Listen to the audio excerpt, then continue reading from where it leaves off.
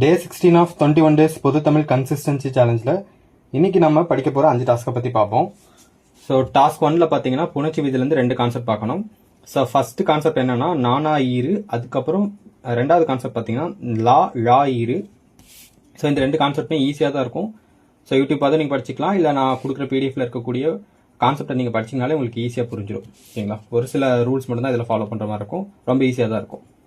And task 2ல் பார்த்தீங்கன்னா காகிதம் இல்லாத்தும் தவ திரு குன்றக்குடி அடிகளார் பற்றி நீங்கள் படிக்கணும்.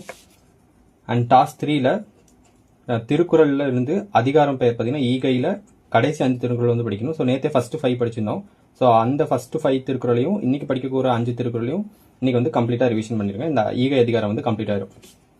ஸோ டாஸ்க் 4ல் யூனிட் 3ல இருந்து நிறுத்தல் குறியீடுகள் அப்படின்னு ஒரு டாபிக் இருக்கு. ஸோ இதில் வந்து அவுட் சோர்ஸ் டேட்டாவும் இந்த அதாவது குரூப் 4 குரூப் 2 இந்த மாதிரி எக்ஸாம்ஸில் கேட்டிருந்தாங்க. பட் இன்னைக்கு வந்து புக் கண்டென்ட் ஃபர்ஸ்ட் முடிச்சிருங்க. லேட்டராக நீங்கள் படிக்கும்போது அவுட் சோர்ஸ் புக் ரெஃபர் பண்ணி படிச்சுக்கோங்க இந்த டாபிக்.